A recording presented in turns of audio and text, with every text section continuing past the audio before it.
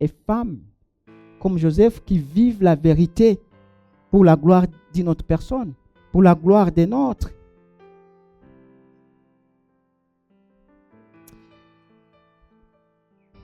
Joseph obéit fidèlement avec compassion. Voyez versets 24 et 25. Joseph s'étant réveillé fit ce que l'ange du Seigneur lui avait ordonné. Et il prit sa femme avec lui. Mais il ne la connut point jusqu'à ce qu'il y eût enfanté un fils auquel il donna le nom de Jésus. C'est que Marie et Joseph étaient fiancés, mais d'un type d'engagement beaucoup plus fort que nos fiançailles d'aujourd'hui. Et pour rompre pour eux, il fallait un divorce. Et qu'est-ce que Joseph découvre? Joseph découvre que Marie est enceinte. Et il sait que l'enfant n'est pas de lui. C'est comme si vous êtes là, vous êtes avec votre fiancé ou votre copine. Et puis, si vous venez de dire, je suis enceinte de vous. Quelle serait votre réaction? C'est pour cela que Marie et Joseph étaient fiancés, mais d'un type d'engagement beaucoup plus fort que nos fiançailles d'aujourd'hui.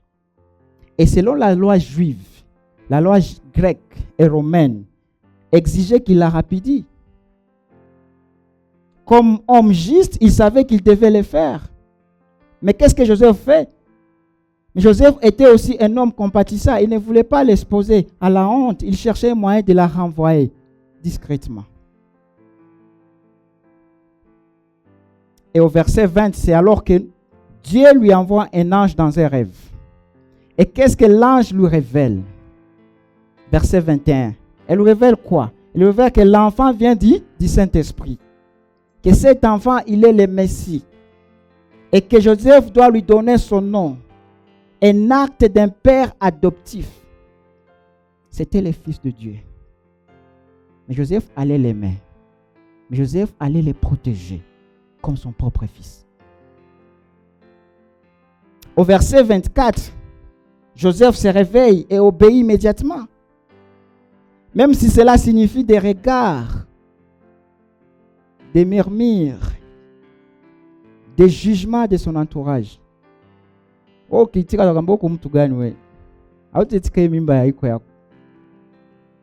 Joseph, il a obéi, il a accepté ça.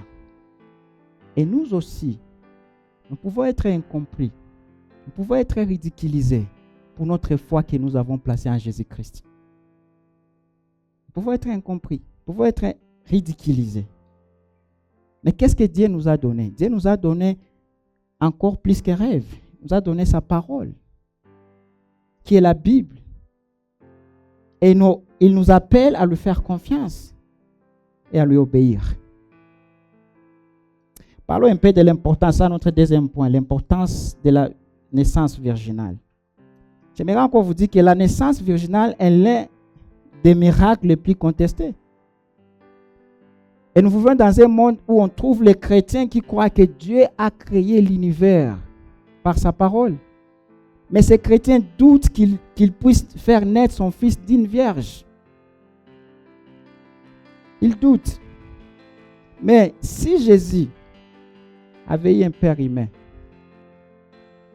il aurait mérité quoi? Une nature pécheresse, n'est-ce pas? Or, un sauveur pécheur ne peut sauver personne. Et quand vous lisez dans Galates chapitre 4, versets 4 et 5, qu'est-ce que Paul nous dit? Paul nous dit que Jésus est né d'une femme. Mais Paul ne mentionne pas de père humain. Parce que Jésus, il devait être pleinement homme, né d'une femme, mais aussi pleinement Dieu, conçu par l'Esprit. Afin d'être un sacrifice parfait pour nos péchés. Mes chers amis, j'aimerais encore vous dire, si nous rejetons la naissance virginale, nous commençons à glisser. Comment? Nous commençons à remettre en question la divinité de Jésus. Et j'aimerais encore vous dire, vous ne pouvez pas être chrétien si vous ne croyez pas à la divinité de Christ. Vous pouvez être une bonne personne, vous pouvez être une personne religieuse, mais si vous ne croyez pas à la divinité de Christ, la seconde personne de la Trinité, vous n'êtes pas chrétien. Donc, si nous rejetons la naissance virginale, nous commençons à glisser, à remettre en question la divinité de Jésus, puis l'autorité de la Bible, puis la manière dont Dieu sauve. Car sa conception miraculeuse est un acte de pure grâce, tout comme notre salut.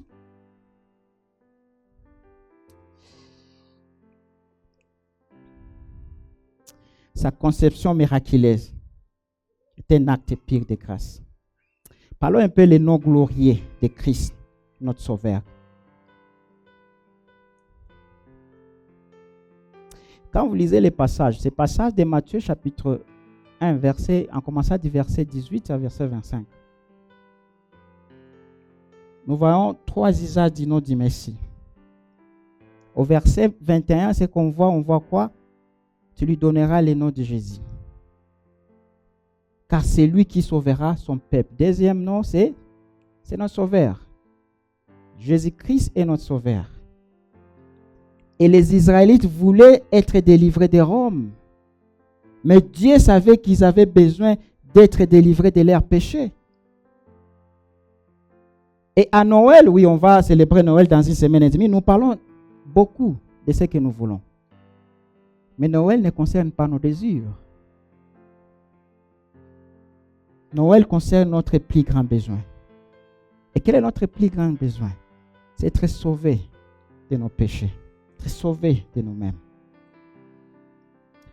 Au verset 23, c'est ça notre verset clé. Qu'est-ce que la Bible dit? Voici l'ange, voici la Vierge sera enceinte et elle enfantera un fils. On lui donnera le nom d'Emmanuel, qui signifie Dieu avec nous. Si nous devons résumer Noël en 3 mots, serait probablement cela. Dieu avec nous.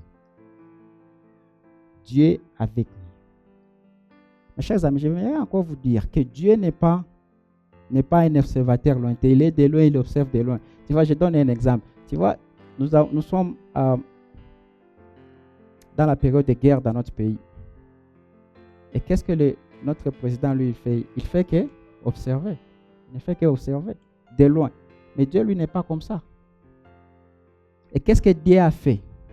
Par son amour, qu'est-ce que Dieu a fait? Il est devenu homme. Il s'est réincarné. Et là, on voit le principe de réincarnation. C'est que dans Emmanuel, qu'est-ce qu'on voit? Dieu est venu habiter parmi nous. Et qu'est-ce que Jean nous dit? Jean chapitre 1, verset 14 nous dit: et la parole a été faite chair, et elle a habité parmi nous, pleine de grâce et de vérité. Et nous avons contemplé sa gloire, une gloire comme la gloire du Fils unique venu du Père. Quelle bonne nouvelle! Quelle bonne nouvelle! C'est que les richesses de la grâce par laquelle Dieu, par les moyens d'Emmanuel, est venu habiter avec des pécheurs comme vous et moi. Lorsque nous lisons l'évangile de Matthieu, j'espère qu'on a eu le temps de lire une partie des chapitres de Matthieu avant de commencer cette nouvelle série d'enseignements. Mais lorsque nous lisons l'évangile de Matthieu, cela signifie quoi? Cela signifie que dans le Christ, Dieu est venu habiter avec les malades pour les guérir. Matthieu chapitre 4, verset 23. Dieu est venu habiter avec les possédés pour les libérer. Matthieu chapitre 4, verset 24. Dieu est venu habiter avec les pauvres en esprit pour les bénir. Matthieu chapitre 5, verset 1 à 12. Dieu est venu habiter avec ceux qui sont accablés pour les délivrer de leurs soucis. Matthieu chapitre 6, verset 25 à 34. Dieu est venu habiter avec les censeurs pour les avêtir. Matthieu 7, verset 1 à 5. Dieu est venu habiter avec les lépreux pour les purifier. Matthieu chapitre 8, verset 1 à 4. Dieu est venu habiter avec les affamés pour les nourrir. Matthieu 14, 13 à 21, 15, 32 à 39. Dieu est venu habiter avec les handicapés pour les restaurer. Matthieu 12, verset 13, Matthieu 15, 31. Et par-dessus tout, Qu'est-ce que Dieu a fait? Dieu, il est venu habiter avec les perdus pour les chercher et les sauver. Matthieu chapitre 18, verset 11. C'est que Dieu, lui, n'est pas passif. Dieu, il est actif. Il est toujours activement à la recherche des perdus dans les buts de les amener vers Christ. C'est que Christ a vécu nos douleurs. Christ a vécu nos tentations. Christ, il marche avec nous dans nos maladies. Christ, il marche avec nous dans nos luttes familiales. Christ, il marche avec nous dans nos angoisses. Christ, il marche avec nous dans nos deuils. Christ, il marche avec nous dans nos solitudes, là où tu te sens seul, tu vis seul. Il est avec toi. Dieu est avec nous.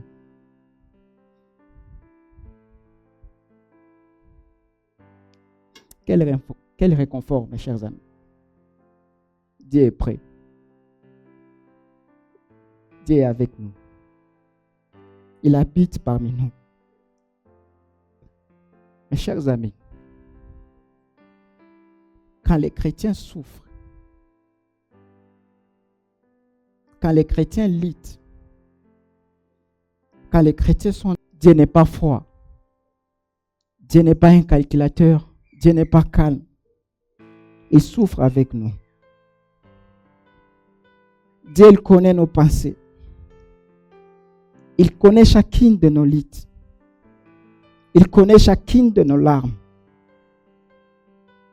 Et d'une certaine manière, qu'est-ce qu'il fait? Il entre dans notre douleur. Tu n'es pas seul. Tu n'es pas seul. C'est ce qu'il nous dit. Dieu est parmi nous. Emmanuel, Dieu est avec nous. Et quand nous lisons Exode chapitre 2, quand vous lisez Exode chapitre 2 et chapitre 3, dans Exode chapitre 2, on nous parle de l'histoire, comment est-ce que Moïse est né.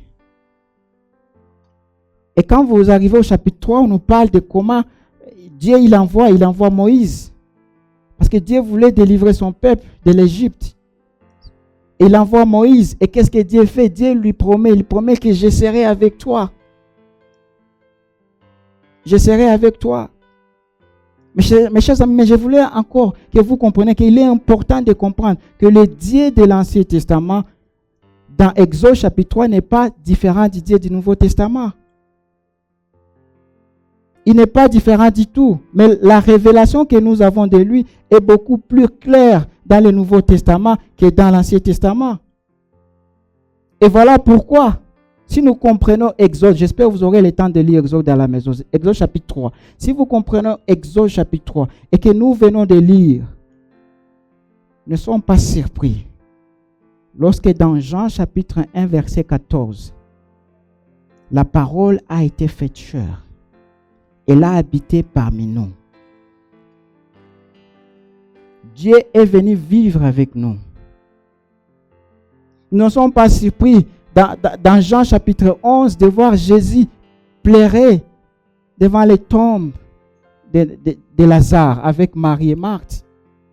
Nous ne sommes pas surpris dans Hébreux chapitre 4, verset 15, d'apprendre que nous avons un souverain sacrificateur, Jésus-Christ, capable de compatir avec nos faiblesses et a été tenté en toutes choses comme nous. Ne sommes pas surpris de lire cela dans le Nouveau Testament. Si nous avons lu Exode, quand vous lisez Exode chapitre 3, verset 6, c'est le même Dieu dont on parle d'Exode. Il dit à Moïse, je serai avec toi. C'est le même Dieu dont on nous parle ici dans le Nouveau Testament. Emmanuel, Dieu avec nous. C'est le même Dieu. C'est le même Dieu d'Abraham. C'est le même Dieu d'Isaac. C'est le même Dieu de Jacob. Le Dieu qui a vu leur souffrance. Le Dieu qui a vu leur douleur. Mes chers amis,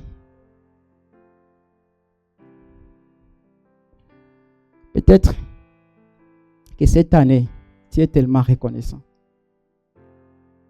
qu'elle soit en fait terminée. Parce qu'elle a été terrible. Peut-être as-tu perdu un enfant. Peut-être as-tu perdu un parent. Peut-être as-tu perdu un membre de ta famille, je dirais ton frère, ta sœur, ton oncle, ta tante.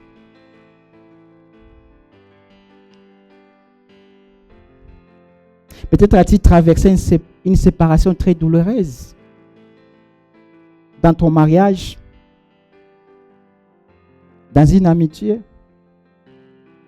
peut-être un divorce. Peut-être as-tu vécu une fausse couche. Peut-être as-tu subi un avortement. Peut-être l'as-tu provoqué. Peut-être as-tu perdu ton travail. Vu notre situation d'aujourd'hui, beaucoup ont perdu leur travail. Peut-être as-tu perdu ta maison. Peut-être as-tu pris feu. Peut-être as-tu perdu tes rêves. Peut-être tu lides parce que tu n'as jamais été marié. Tu veux te marier, mais tu lides de ça. Peut-être tu souffres parce que tu n'arrives pas à avoir d'enfants. Et tu as fait des fausses couches. Peut-être que tu es marié. Tu es marié. Mais ton mariage est devenu un immense problème. Une profonde déception.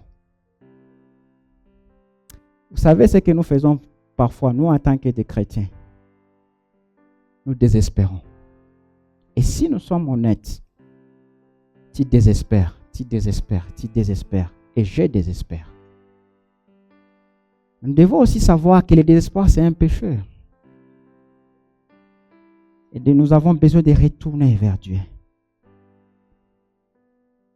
Nous avons besoin de nous repentir de notre péché. Nous devons nous rappeler de qui est Dieu. Il est le Dieu qui voit. Il est le Dieu qui comprend. Il est le Dieu qui sait. Il est le Dieu qui habite avec nous. Il est parmi nous.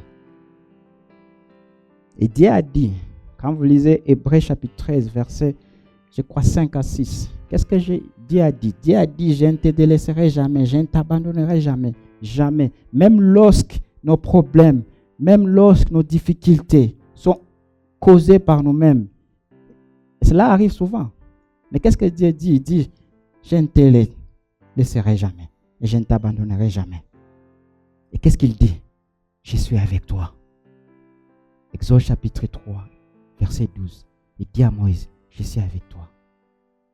Et quand nous revenons dans Emmanuel, Emmanuel signifie Dieu avec nous. Il est avec nous. Matthieu chapitre 2, chapitre 1er, verset 23. Il dit, je vis avec toi.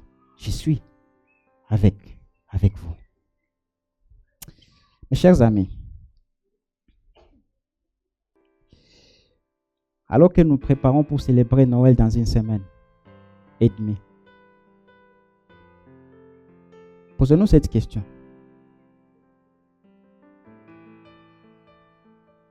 Sommes-nous prêts à obéir comme Joseph et Marie? Croyons-nous vraiment la parole de Dieu, même quand elle bouscule notre culture? Connaissez-vous vraiment Jésus? Qui est Jésus? Connaissez-vous vraiment Emmanuel? Le Dieu qui est venu habiter avec nous. Et il dit, vous n'êtes pas seul, je suis avec vous. Je vis avec vous. Il vit avec nous. Est-ce que vous reconnaissez? Est-ce que vous connaissez ce Dieu qui règne souverainement?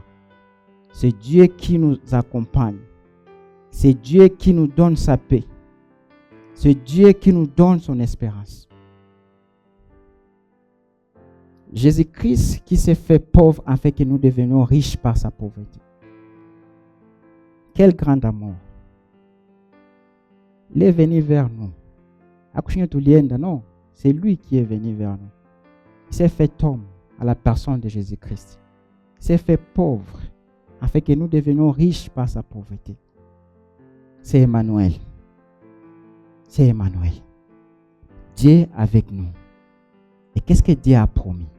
Dieu, il a promis d'être avec nous partout, à tout moment. Partout et à tout moment.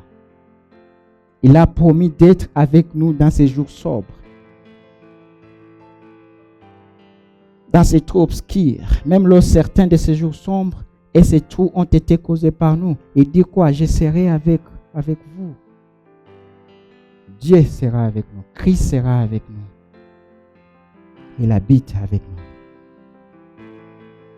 Il dit, je ne te laisserai jamais et je ne t'abandonnerai jamais. Même à travers la vallée de l'ombre de la mort, je serai avec toi. Je ne t'abandonnerai jamais.